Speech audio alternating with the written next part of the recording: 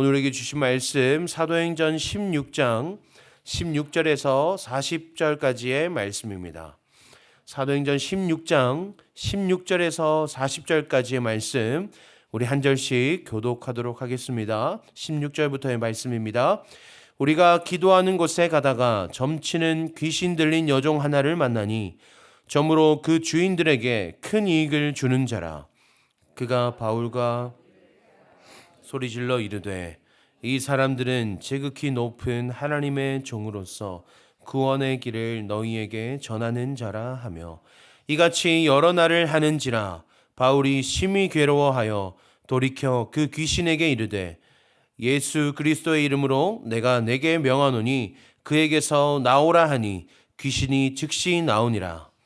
여종의 주인들은 자기 수익의 소망이 끊어진 것을 보고 바울과 실라를 붙잡아 장터로 관리들에게 끌어갔다가 상관들 앞에 데리고 가서 말하되 이 사람들이 유대인인데 우리 성을 심히 요란하게 하여 로마 사람인 우리가 받지도 못하고 행하지도 못할 풍속을 전한다 하거늘 무리가 일제히 일어나 고발하니 상관들이 옷을 찢어 벗기고 매로 치라 하여 많이 친 후에 옥에 가두고 간수에게 명하여 든든히 지키라 하니 그가 이러한 명령을 받아 그들을 깊은 옥에 가두고 그 발을 착고에 든든히 채웠더니 한밤중에 바울과 실라가 기도하고 하나님을 찬송하며 죄수들이 듣더라.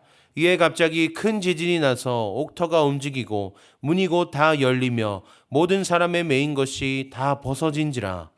간수가 자다가 깨어 옥문들이 열린 것을 보고 죄수들이 도망한 줄 생각하고 칼을 빼어 자결하려 하거늘 바울이 크게 소리질러 이르되 내 몸을 상하지 말라. 우리가 다 여기 있노라 하니 간수가 등불을 달라고 하며 뛰어들어가 무서워 떨며 바울과 실라 앞에 엎드리고 그들을 데리고 나가 이르되 선생들이여 내가 어떻게 하여야 구원을 받으리이까 하거늘 이르되 주 예수를 믿으라.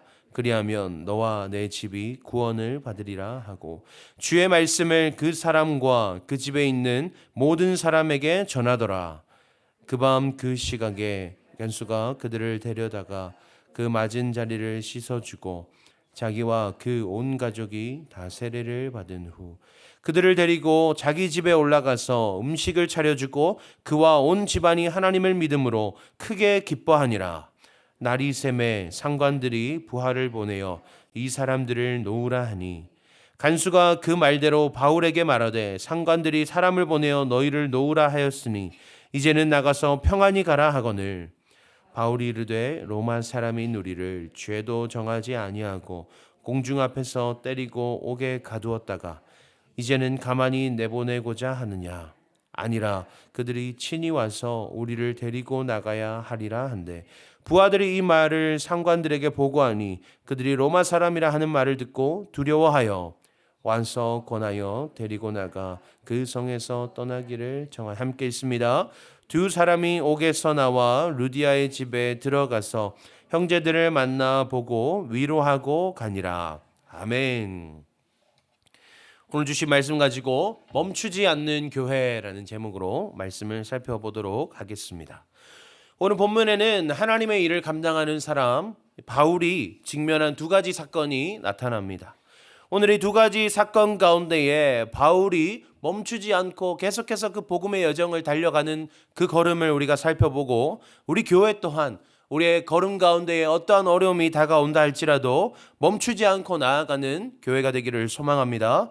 첫 번째 사건은 귀신 들린 여인의 사건입니다. 바울은 자신을 따라오는 귀신 들린 그 여인에게서 귀신을 내쫓았습니다. 그런데 그 여인은 귀신 들림으로 인해서 점을 치며 돈을 벌던 사람이었습니다. 게다가 여인은 종의 신분이었고 주인이 따로 있었습니다. 심지어 그 주인은 한 명이 아니라 주인들이라 표현된 무리였습니다. 그러니까 사실은 개인 사업자가 아니라 이제 법인 사업자다 이렇게 생각할 수 있는 것이죠. 네, 재밌죠? 네. 무리가 종신분의 귀신 들린 여인을 이용해서 돈을 벌고 있었던 것입니다. 그런데 바울이 귀신을 쫓아내어서 더 이상 점을 칠 수 없게 되자 여종의 주인들은 바울과 실라를 고발하여 옥에 가두게 합니다. 심지어 그 고발의 내용은 말도 되지 않는 말입니다. 귀신 들린 사람을 고쳐주었는데 왜 감옥에 갇혀야 했을까요? 왜 자신들이 행하지 않은 일들로 고발을 당해야 했을까요? 고발자들이 로마 사람이었기 때문입니다. 일제강점기 당시에 일본인들이 조선인들을 마음대로 행한 것처럼 당시에 로마 사람들, 로마 시민권자이면 유대인들을 마음대로 부당하게 처리할 수 있었던 것입니다. 바울과 로마는 사실은 로마 시민권자였지만 복음을 전하기 위해서는 자기들이 로마 시민권자임을 밝히지 않는 것이 유대인과 또 다른 이방인들에 나아가기에 더 효과적이었기 때문에 그들은 그것을 숨긴 채로 부당한 처사를 그대로 받습니다. 사실 바울은 이렇게 될 줄 알고 있었던 것 같습니다. 그렇기 때문에 여러 날 동안이나 귀신 들린 여종이 쫓아왔음에도 반응하지 않았던 것입니다. 그러나 그 가운데 바울에게 결심이 섰고 결국에는 여종을 고쳤습니다. 고통당할 것을 알면서도 불의한 재판을 받게 될 것을 알면서도 한 영혼의 회복을 위해서 나아가는 그 걸음은 예수님의 그 십자가 사역과 평행을 이루어 주는 듯합니다. 교회의 걸음이 이러해야 할 줄로 믿습니다. 또한 우리 개개인의 삶이 이와 같아야 할 줄로 믿습니다. 내가 고생해야 할 게 뻔하지만 안 해도 그만이고 하면 나만 힘들 것이 뻔하지만 그럼에도 한 영혼을 위한 일이라면 주저하지 않고 달려가는 우리가 되기를 소망합니다.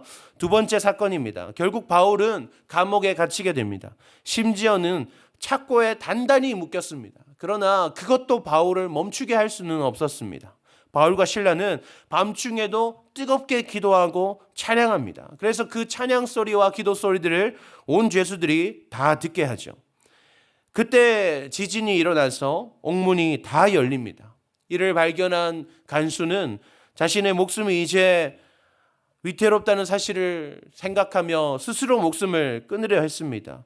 그러나 바울과 실라는 도망가지 않았었고 그를 멈추어 세우게 됩니다. 간수에게는 천만다행인 것이죠. 아무리 지진이 났다고 하나 일개 간수에게 그런 이해와 용서는 있을 수 없습니다. 죄수가 탈옥하면 무조건 사형당할 것이 뻔한데 바울과 실라가 또 그들의 밤중에 그들의 찬송과 기도 소리를 들은 온 죄수들이 그대로 다 남아 있었던 것입니다. 10년 감수한 간수는 30절에서 바울에게 이렇게 말합니다. 선생들이여, 내가 어떻게 하여야 구원을 받으리까 하거늘. 그런데 이 말을 원어로 보면 간수가 바울과 실라를 향해 퀴리오스 이렇게 명칭하는 것을 볼 수 있습니다. 퀴리오스라는 단어는 주님이라는 말로 당시에는 로마 황제를 지칭할 때 군인들이 또 로마 시민들이 황제를 지칭할 때 부르는 말이었습니다. 지금 간수는 기적을 경험했습니다. 옥터가 흔들려서 옥문이 다 열리는 기적을 발견했습니다. 그리고 그 기적을 일으킨 것 같은 당사자들이 지금 눈앞에 있습니다. 그래서 이제 간수는 내 삶의 주인, 내가 삶 가운데 진짜 주인으로 모셔야 할 분은 로마 황제가 아니라 지금 내 눈앞에 있는 이 사람들이구나 라고 생각하는 것입니다. 그래서 이에 바울이 말합니다. 주 예수를 믿으라. 너의 주인은 내가 아니라 이 기적을 일으키신 것은 내가 아니라 우리의 진정한 주인이신 예수 그리스도시다 라고 말하는 것입니다. 그래서 간수는 말합니다. 내가 어떻게 하여야 구원을 얻으리이까? 내가 어떻게 하여야 구원을 받으리이까? 사실 여기서 간수가 말하는 구원은요, 우리가 죄 사함을 받고 천국에 갈 수 있는 자격을 얻는 그 구원이 아닙니다.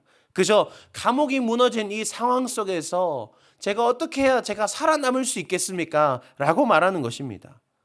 그때 바울이 말합니다. 주 예수를 믿으라. 그리하면 너와 내 집이 구원을 얻으리라. 행동할 필요가 없다. 네가 어떤 무언가를 해야만 하는 것이 아니다. 오직 그분을 믿기만 하면 우리의 진정한 퀴리오스 되시는 로마 황제가 아닌 예수 그리스도께서 로마 황제보다도 진정한 이 삶의 이 땅의 주관자 되시는 예수 그리스도께서 너를 책임지실 것이다. 그분을 믿기만 하면 그분이 너를 살리실 것이다 라고 바울이 이야기합니다. 결국 간수를 비롯한 그 집의 모든 사람들은 그 이야기를 듣고 세례를 받고 하나님을 믿게 됩니다. 사랑하는 여러분, 오늘 두 가지 이야기를 통해서 하나님께서 우리에게 말씀하시는 바가 무엇입니까? 멈추지 말라는 것입니다. 어려운 상황과 환경이 우리의 삶에 닥쳐온다 할지라도, 억울한 일이 우리 가운데 발생한다 할지라도, 우리 개인과 우리 교회의 걸음 가운데 어떠한 혼란이 이야기된다 할지라도 주저하지 말고 멈추지 말고 우리는 나아가야 한다는 것을 우리는 깨달을 수 있습니다. 우리 삶의 주인 되신 예수 그리스도께서 어떠한 세상 권세가 우리를 주관하는 것이 아니라 우리의 진정한 퀴리오스 되신 예수 그리스도께서 언제나 우리와 함께 하시며 우리의 삶을 통해서, 우리 교회의 걸음을 통해서 자신을 드러내실 것을 믿고 우리는 나아가야 합니다. 그러면 우리의 삶과 우리의 교회의 걸음으로 하여금 하나님을 믿는 사람들이 날마다 늘어갈 수 있도록 하나님께서 그렇게 역사하실 줄로 믿습니다. 이 말씀 붙들고 우리의 삶과 우리 교회의 걸음이 멈추지 않는 하나님의 사람, 멈추지 않는 하나님의 교회가 되기를 소망합니다. 기도하겠습니다. 하나님 감사합니다.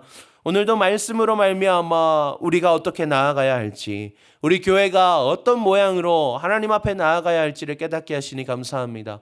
하나님, 우리는 멈추지 않겠습니다. 어떠한 어려운 일이 눈에 뻔히 보인다 할지라도, 어떤 억울한 일을 당할 것이 뻔히 보인다 할지라도 하나님, 우리는 복음을 위한 그 일이라면 주저하지 않겠습니다. 멈추지 않겠습니다. 내가 억울하게 일을 당한다 할지라도, 고통 가운데 있다 할지라도 멈추지 않고 하나님께 기도하며 찬양하며 나아가겠습니다. 아버지, 그 일들로 말미암아 사람들이 우리를 주목하게 하시고 우리 가운데 역사하신 진정한 이 땅의 주인이신 예수 그리스도를 바라볼 수 있도록 하나님 인도하여 주시옵소서. 그렇게 살아가는 우리의 삶과 우리 교회의 걸음을 통하여서 하나님을 믿는 사람들이 날마다 넘쳐날 수 있는 놀라운 역사가 이 땅 가운데 일어날 수 있도록 하나님 인도하여 주시옵소서. 감사드리며 살아계신 예수님의 이름으로 기도합니다.